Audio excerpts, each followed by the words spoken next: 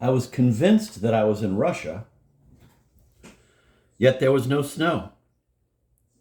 The absence of this phenomenon, which until then seemed to characterize all the visions I had had of that country, did not astonish me.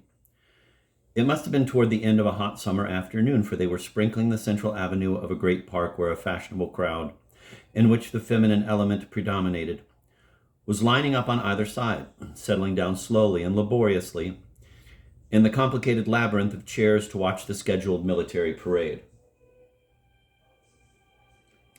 Myriad-colored towers and cupolas. These multicolored cupolas, which in my false remembrances correspond to Russia, or at least to the mirages I had of that country, thanks to Signor Trait's theater, unless the latter too was a false remembrance, must in all likelihood be localized in the Gul de Gaudi Park in Barcelona, a spot which consists largely of architecture encrusted with violently multicolored and fairy-like tiles. I must have attended an open-air festival there, or it is possible that my imagination blended a military celebration that took place at the fortified castle of Figueres with the fantastic setting of Güell Park. Myriad-colored towers and cupolas, like those I had seen inside Signor Trait's theater, emerged from the great dark masses of trees, sparkling with all their teeth and with all their gleaming polychrome in the progressively oblique rays of a sun that was beginning to set. On a platform that seemed to be made entirely of stonework, a military band was parsimoniously beginning to tune its instruments. The brasses intermittently cast savage flashes, blinding as those of the monstrance and country masses.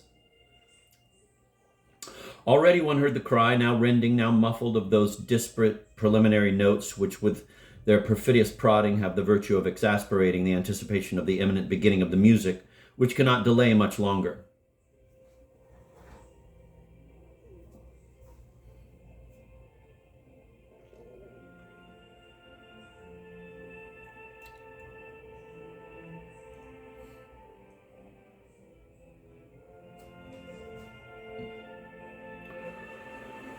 If this anxious expectation is prolonged indefinitely, the bittersweet which each new stridence provokes has the purpose of maintaining each heart with the terribly delicate torture of its repetition, and increasing suspense on the edge of the great crystal of the afternoon silence which begins to form as the uneasiness spreads through the crowd.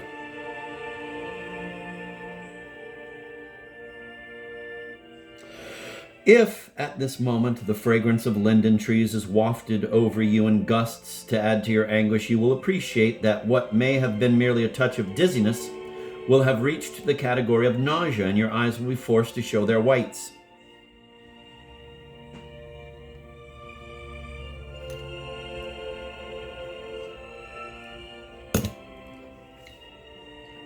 In my case, and at the age when all this happened, this anxious state of mind would reach the fainting point and always resolved itself into a sudden urge to urinate, which culminated at the moment when the first inaugural Paso Doble finally came and tore the evening glow into bloody shreds. A tear, impossible to hold back, would burn in the corner of my eye, seeming to be the same, as irrepressible and hot, as what I felt was at that very moment wetting my pants. That day, the sensation which took hold of me just as the military fanfare struck its first martial notes was redoubled by the sudden discovery of Galuchka's presence. She had just stood up on a chair to observe the arrival of the parade, placing herself just in front of me, 10 meters away and on the other side of the avenue. I was sure that she in turn had just discovered me in the crowd. Seized with an insurmountable shame, I immediately hid behind the plump back of a big nurse sitting monumentally on the ground, whose corpulence offered me refuge from Galuchka's unendurable glance. I felt myself stunned and dumbfounded by the shock of the unforeseen encounter, a shock which the lyrical impact of the music amplified to a state of paroxysm. Everything seemed to melt and vanish around me, and I had to lean my little head against the nurse's broad and sensitive back, a parapet of my desire. I shut my eyes. When I reopened them, they were fixed on the bare arm of a lady sitting beside me who was parsimoniously lifting a cup of chocolate to her lips. The strange sentiment of absence and of nothingness which seemed to envelop me more and more formed a vivid contrast to the sharpness with which I perceived the tiniest details of the skin on the wrist of the lady in question. It was as if my eyes, having become powerful lenses, were exercising their amplifying power on a field of vision that was limited, but endowed with the delirious quality of concreteness. And all this to the detriment of the rest of the world, which was becoming effaced in a more and more total absence mingling, so to speak, with the music which filled the whole.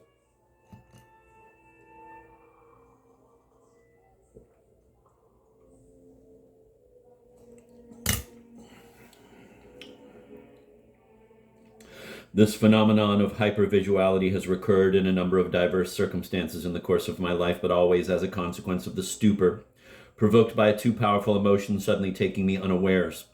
In 1936, among hundreds of photographic documents which I was selecting in a shop on Rue de Seine in Paris, I came across a photo that paralyzed me. It showed a woman lifting a cup to her lips. I recognized her instantly, for she corresponded exactly to the image of my memory. The impression of the already seen was so poignant that I remained haunted for several days by the magic of this picture, convinced that it was exactly the same that I had seen with such great and strange precision as a child, and which still today stands out with a photographic minuteness of detail among the blurred mists of my most remote false remembrances mingled with lightning images.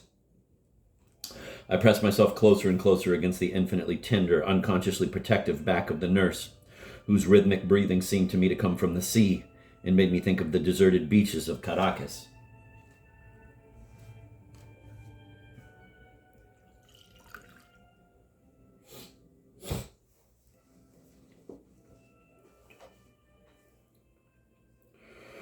My cheek, crushed against her white uniform that stretched over the warm flood of her nutritive flesh, became filled with those thousand ants which a long and dreamy reverie provokes.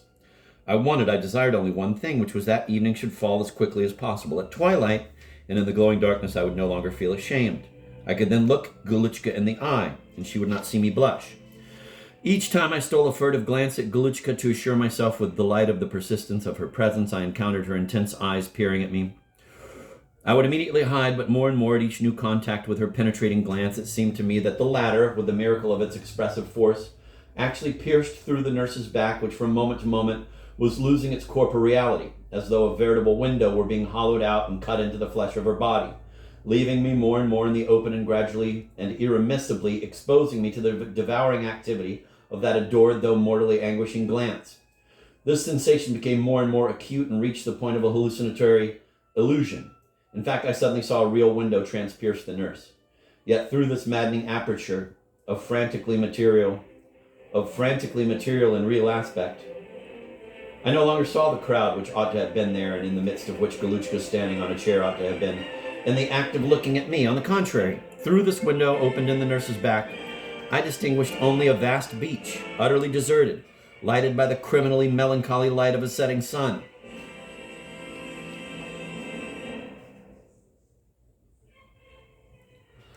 I suddenly returned to reality, struck by a horrible sight. Before me there was no longer a nurse, but in her place a horse in the parade. Happening to slip, fell to the ground. I barely had time to draw back and press myself against a wall to avoid being trampled. At each new convulsion of the horse, I was in fear of being crushed by one of its furious hooves. One of the metallic shafts of the chariot to which the animal was harnessed had plunged into its flank, and a thick spurt of blood splashed in all directions, like a wild jet of water disheveled by the wind. Two little soldiers fell on the great prostrate body, one of them trying to hold its head still while the other carefully placed a small knife in the center of its brow, after which, with a quick, vigorous thrust of his two hands, he drove the blade of his weapon home. The horse gave a final quiver and remained motionless, one of its stiffened legs swaying and pointing to the sky, in which I perceived stars beginning to pierce through.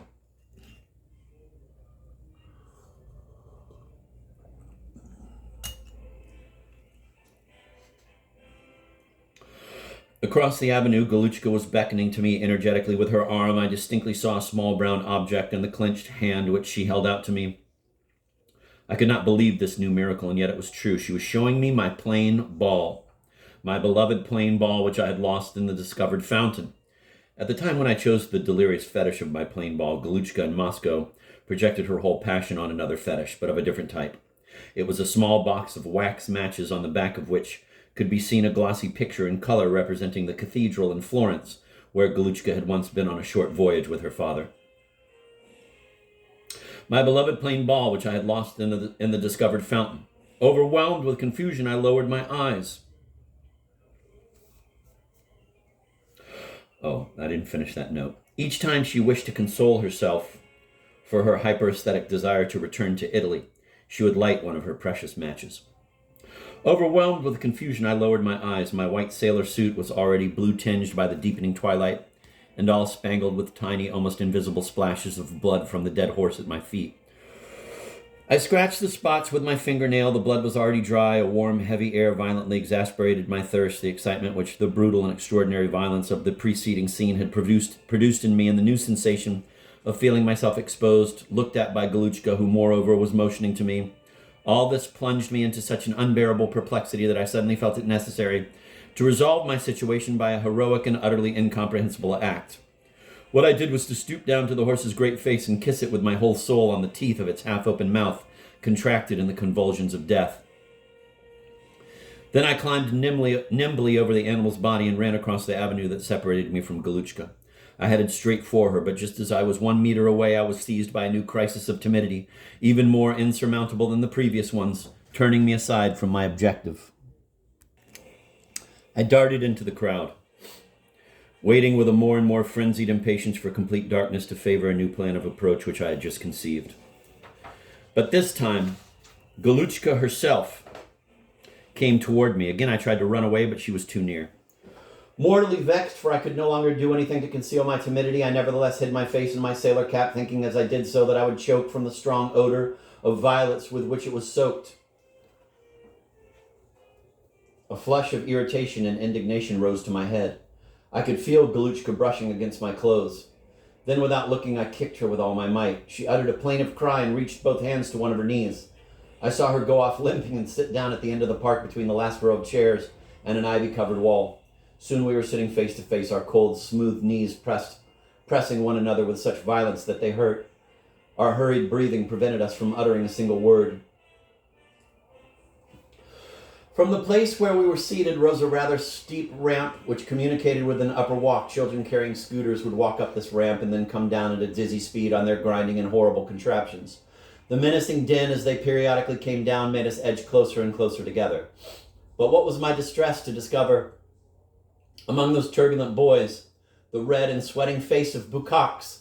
He was ugly, I thought, and I looked at him with mortal hatred. As for Bucox, he seemed to feel the same hatred for me. He rushed upon me with his scooter and flung himself heavily against my chair, accompanying this act with loathsome little cries and laughs. Galuchka and I tried to barricade ourselves between the wall and the trunk of a large plane tree. She could thus shield herself from the brutal batterings. I, however, who was only half protected, continued to be vulnerable to the malevolent assaults of Bucox, who after each interval of climbing the slope on foot would come down again at a furious pace with the sole idea of ramming me again with systematic and growing relentlessness. Each of Bucox's departures was for Galuchka and me a glimpse of heaven. We would immediately take advantage of it to plunge back into the infinitely sweet melancholy of our two glances, united in an inexplicable communion in which the most diverse sentiments were born and melted on the threshold of our souls in an unbroken succession of divine ecstasies. Each sudden new interruption of our romance by the clattering onrush of Bucox on his scooter would only increase the purity and the passion of our ecstatic contemplation and redouble its delightfully agonizing peril. As if absent-mindedly, Galuchka began to toy with a very delicate chain that she wore around her neck.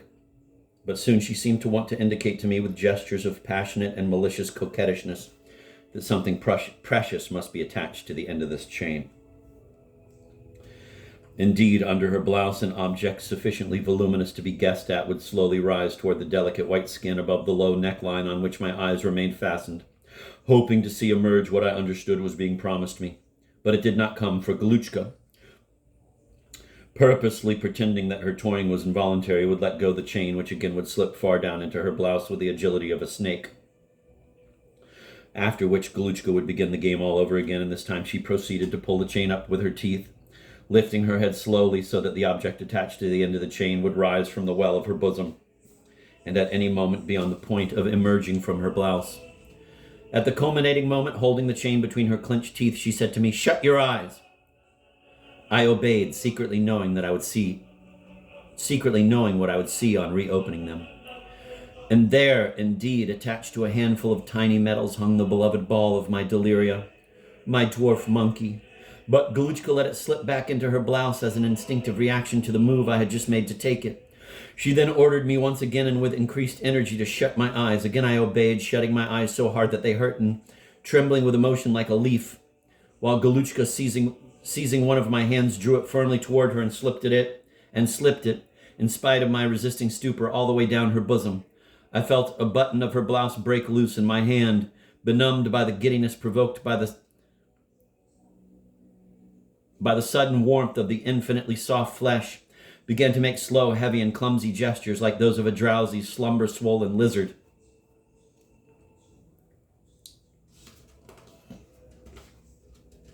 Finally, I seized the handful of burning hot metals, among which I could feel the rugged and unmistakable presence of my longed-for ball. I had not yet had time to savor the miracle of possession with my sense of touch when the grinding noise of Bukak's lightning approach again made me violently shut my eyes, convulsed this time by rage. A bestial blow knocked me off the chair, and I found myself on the ground next to Galuchka, who was on all fours. In my fall, I had torn off the chain which had deeply marked her neck, and whose white and indented traces I could see gradually vanish. I pretended to be looking for the handful of metals in the ball under the chairs, but an inquisitorial look from Galuchka made me understand that she had guessed my deception, and I handed over to her my treasure, which I had kept hidden until then in the folds of my sailor collar, which I clutched tightly in my hand. Galuchka walked away from me, went and sat down on the ground near a plane tree, making believe she was caressing my ball, with gestures in which malice mingled with the purest maternal cajoleries.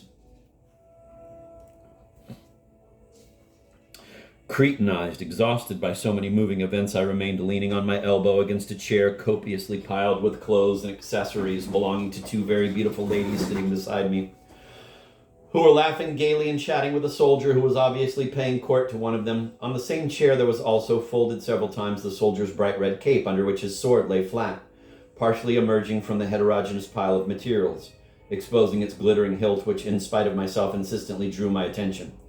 An atrocious idea of vengeance instantly dawned in my brain, appearing with such force that I immediately felt nothing in the world would henceforth be able to prevent the execution of my abominable act.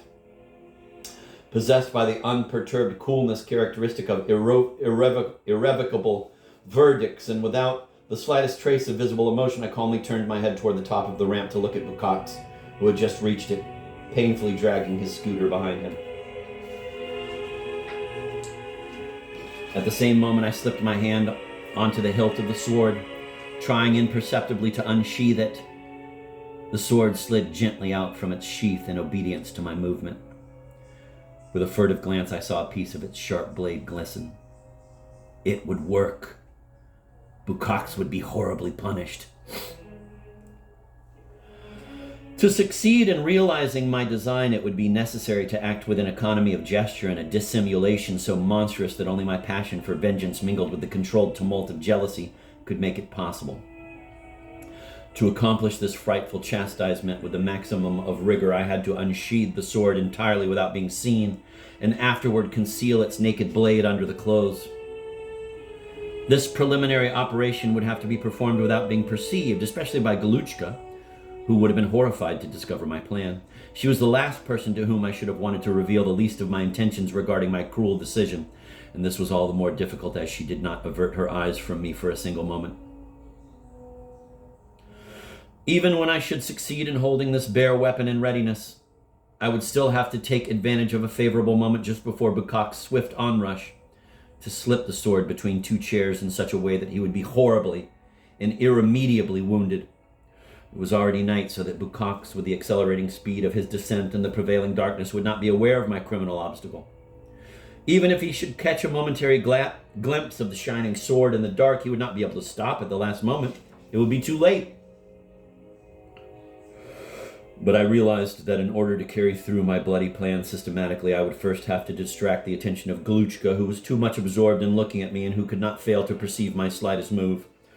I therefore got down again, walking on all fours as though bent on seizing my ball at all costs. Surprised by my resolute attitude, Galuchka hastily interposed a chair between us. This obstacle rekindled my true desires. I introduced my head and torso between the bars of the chair, pretending that I was going to pass between them, but immediately I felt myself a prisoner in this kind of skeleton shield, which had suddenly become a real and painful trap. Nevertheless, this idol, in the heightened darkness under the chairs, appeared to me more and more pleasurable in spite of the growing discomfort of my imprisonment. and I would have been willing to live the rest of my days in this dangerous and confused labyrinth that exasperated my desire to such a point. I had a growing horror of the moment when our unsatisfied romance might come to an end.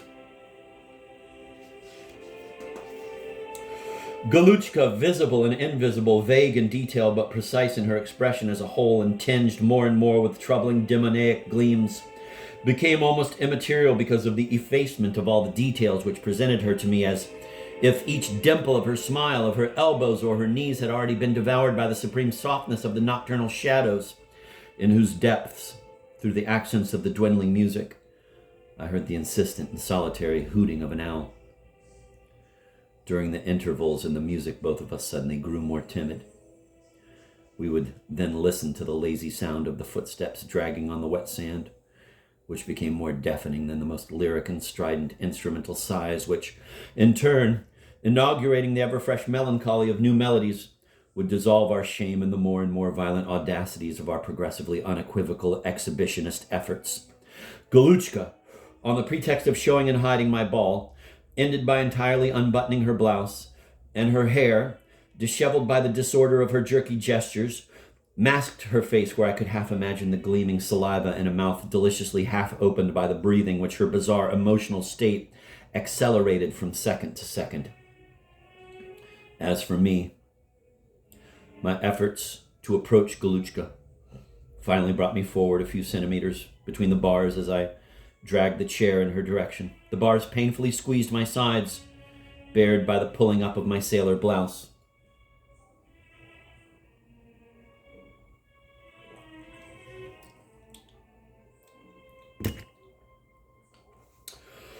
Galuchka, who with an exquisite tenderness had reached out the beloved ball till it brushed against my lips, suddenly pulled it back cautiously as I made another painful effort to edge forward a little, and a burning pain now bit me to the blood and the hip bone. My lips were already about to reach my ball once more.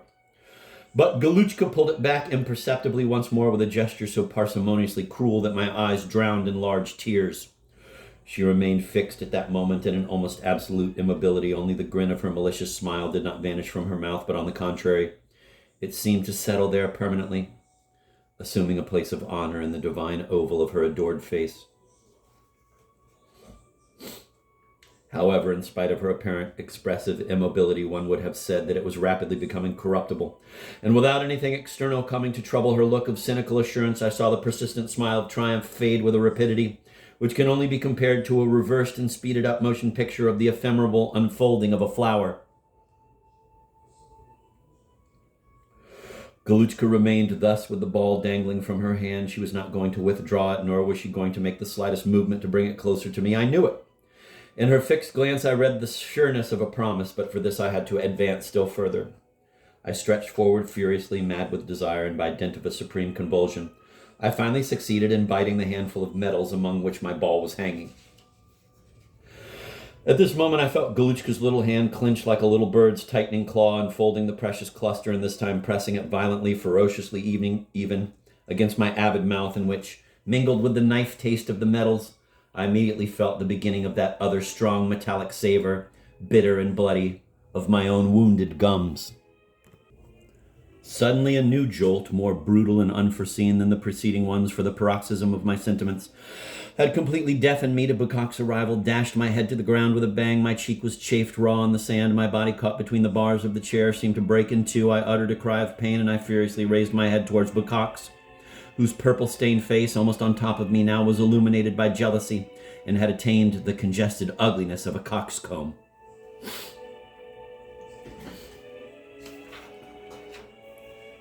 He backed away from me and was about to climb the ramp once more when suddenly, retracing his steps, he sent a contemptuous kick in my direction, raising a clod of earth which struck me and blinded me for a moment. Then he again started off. Galuchka, too, had received a blow from my chair and had been thrown a meter away from me. There was a bloody smudge in the exact center of her brow. She was wholly given over to feeling this painful spot. Dazed by the recent commotion, the abandoned attitude of her half-open legs no longer knew any modesty. And I discovered then for the first time that she was not wearing any pants. A shadow soft as a dream submerged the upper end of her thighs, which were obliterated in the absolute black beneath her little white skirt, and in spite of the darkness in which her anatomy completely vanished, I felt that she was naked underneath. She smiled at me and I got up. This time my vengeance was decided. I went and sat down on the chair near the one where the sword lay buried between the soldier's cape and the other accessories belonging to the two ladies with whom he continued to chat, while he kept looking deep into the eyes of one of them. The other lady, pretending not to take any interest, was directing her attention elsewhere, intervening in the conversation with quick, disconnected remarks. She wore an imperceptible smile of malicious complicity, which seemed to me very troubling. From time to time, and without apparent reason, she would drop back her head heavy with hair, and would then smile with all her teeth at the soldier, who at the same moment cast her a polite glance of gratitude, as brief as possible.